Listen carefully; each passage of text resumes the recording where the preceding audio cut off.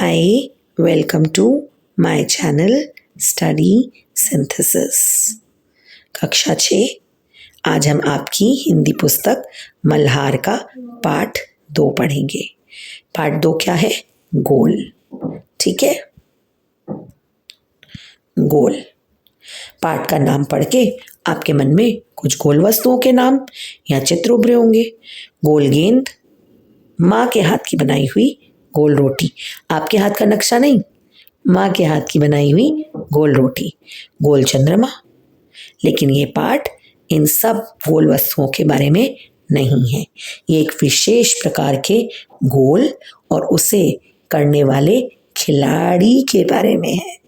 ठीक है, ये एक प्रसिद्ध खिलाड़ी के संस्मरण। संस्मरण क्या होता है बेटे? जब हम अपने जीवन का अनुभव लिखते हैं तो उसे संस्मरण, हम याद करके स्मरण करके लिख रहे हैं तो उसे संस्मरण कहते हैं। और ये उस संस्मरण का एक हिस्सा है, अंश है। तो आइए इसे पढ़ते हैं और जानते हैं कौन थे वे प्रसिद्ध खिलाड़ी। खेल के मैदान में धक्का मुक्की, धक्के भी लगेंगे, मुक्के भी लगेंगे। नोक झोंक, जब आपके बीच में बहस होगी, ऐसी घटनाएं होती रहती हैं। खेल में तो ये सब चलता है। जिन दिनों हम किसको संबोधित कर रहा है? वो खिलाड़ी खुद को संबोधित कर रहा है। ये संस्मरण है ना, तो ये किसी व्यक्ति के बारे में नहीं लिख रहे, वह व्यक्ति खुद अपने बारे में लिख रहा है। तो उन दिनों, जिन दिनों ये खेला करते थे, उन दिनों में भी यह सब चलता था। क्या चलता था? धक्का मुक्की और नोक-झोंक की घटनाएं चलती थी। ठीक है, ये कौन से सन की बात है? 1933, अर्थात जब भारत देश आजाद नहीं हुआ था। उन दिनों ये खिलाड़ी, मैं पंजाब रेजिमेंट, पंजाब क्षेत्र का नाम है और रेजिमेंट सेना के दल को कहा जाता था। ठीक है, तो उस पंजाब रेजिमेंट की ओर से ये खिलाड़ी खेलते थे। एक दिन पंजाब रेजिमेंट और सैंपर्स एंड माइनर टीम, ये माइनर्स की जो भूतल में जाकर वहां से चीजों की खोज करके लाते हैं, उनकी बात हो रही है। ये उनकी टीम के बीच में मुकाबला हो रहा था। माइनर्स टीम के खिलाड़ी इनसे, जो व्यक्ति अपना संस्मरण लिख रहे हैं, उनसे गेंद छीनने की कोशिश कर रहे थे, लेकिन उनकी हर कोशिश बेकार जा रही थी।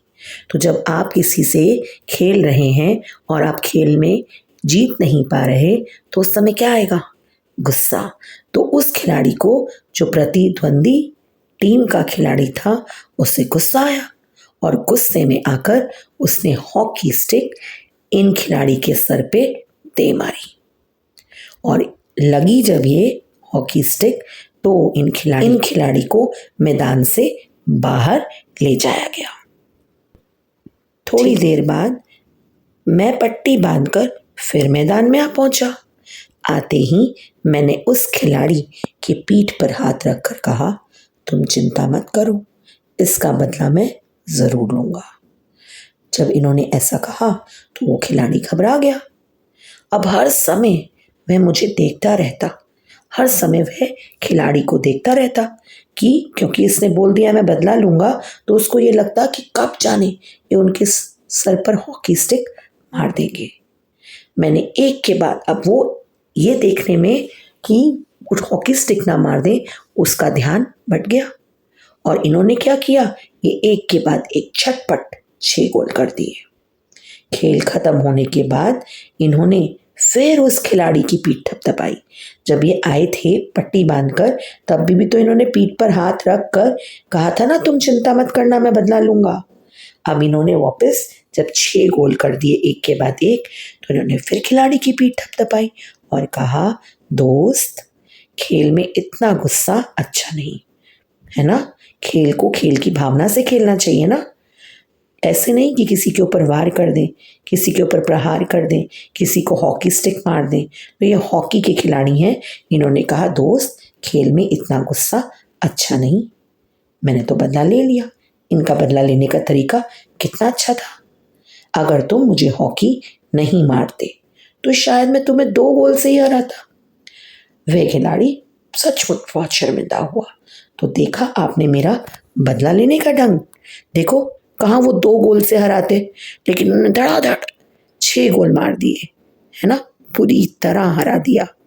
तो ये था उनके बदला लेने का ढंग। सच मानो बुरा काम करने वाला व्यक्ति हर समय इस बात से डरता रहता है कि उसके साथ भी बुराई की जाएगी। अगर आपके साथ कोई बुरा करता है तो उसके मन में ये भावना रहती है कि आप भी उसके साथ बुरा करेंगे, है ना। आज मैं जहाँ भी जाता हूँ बच्चे व बूढ़े मुझे घेर लेते हैं, मुझसे मेरी सफलता का राज जानना चाहते हैं। जब कोई व्यक्ति कामयाब हो जाता है, वह कुछ चीज़ पा लेता है, ठीक है, तो उससे लोग जानना चाहते हैं कि आपने किस तरह सफलता प्राप्त की। ठीक है, मेरे पास सफलता का कोई गुरु मंत्र तो नहीं है। हर किसी से यही कहता हूँ मैं, लगन, साधना और खेल की भावना सफलता के सबसे बड़े मंत्र हैं। लगन मीन्स डेडिकेशन। साधना आपको उस खेल के प्रति एक भावना रखनी है, उसमें निरंतर कार्यरत रहना है, प्रैक्टिस करनी है। और खेल भावना मतलब स्पोर्ट्समैनशिप। ये नहीं है आप खेल खेलने गए, ज़बरदस्ती धक्का मुक्की कर रहे हैं, ज़बरदस्ती नोक झोंक कर रहे हैं, है ना। ये खेल की भावना नहीं है। हमें गुरु मंत्र दे रहे हैं, कह रहे मेरे पास कोई गुरु मंत्र नहीं है, बट मैं ये कह सकता हूँ कि लगन से, साधना से और खेल की भावना से अगर हम खेलें तो यही सबसे बड़े मंत्र हैं। इनका जन्म कब हुआ? 1905 में प्रयाग में एक साधारण परिवार में हुआ। ठीक है, बाद में ये झांसी में आ गए। पहले प्रयाग में जन्म हुआ, फिर ये झांसी में आ गए। 16 साल की उम्र में इन्होंने फर्स्ट ब्राह्मण रेजिमेंट में एक साधारण सिपाही के रूप में भर्ती हो गए। मेरी रेजिमेंट का हॉकी खेल में काफ़ी नाम था। कौन सी रेजिमेंट? अब ये फर्स्ट ब्राह्मण रेजिमेंट की बात कर रहे हैं। इनकी रेजिमेंट का हॉकी के खेल में बहुत नाम था, पर इनकी उस खेल में कोई दिलचस्पी नहीं थी। उस समय हमारी रेजिमेंट के सूबेदार मतलब सबसे बड़े पदाधिकारी मेजर तिवारी थे। वे इन्हें खेल के लिए, हॉकी खेलने के लिए कहते थे, अर्थात प्रेरित करते थे कि जाओ खेलो इस खेल को। हमारी छावनी में हॉकी खेलने के लिए कोई निश्चित समय नहीं था। छावनी मीन्स वह क्षेत्र जहां पर सेना की टुकड़ी रहती है। कोई निश्चित समय नहीं था। सैनिक जब चाहे मैदान में पहुंच जाते और अभ्यास शुरू कर देते। उस समय यह एक नौसिखिया खिलाड़ी थे। ये मैं से खुद को संबोधित कर रहे हैं। नौसिखिया मीन्स नए खिलाड़ी जिसे ठीक से खेलना ना आता हो। ठीक है, तो ये नौसिखिया खिलाड़ी थे। जैसे जैसे ये खेलते गए, साधना करते गए, यहाँ लिखा है ना लगन और साधना। जब इनको सूबेदार मेजर तिवारी ने बार बार खेलने को कहा तो ये निरंतर प्रयास करते गए, और जब इन्होंने प्रयास किया तो खेल में निखार आता गया। वैसे वैसे इन्हें तरक्की मिलती गई, क्योंकि खेल अगर अच्छा खेलेंगे तो इन्हें सेना में भी तरक्की मिलेगी। सन 1936 में बर्लिन ओलंपिक में इन्हें कप्तान बना दिया गया। इनको तरक्की मिली, खेल में निखार आया और इनको कप्तान बना दिया गया। उस समय में सेना में लांस नायक बन गई। बर्लिन ओलंपिक में लोग इनके खेल खेलने के ढंग से इतने प्रभावित हुए कि उन्होंने जिस तरीके से खेलते थे, लोगों ने इनको हॉकी का जादूगर कहना शुरू कर दिया। क्या चीज़ देखकर? इनके खेल खेलने के ढंग से लोग प्रभावित हुए। इसका मतलब ये नहीं है कि सारे गोल यही करते थे। खेल में सिर्फ खुद खेलना अच्छे खिलाड़ी की पहचान नहीं है। ये क्या करते थे?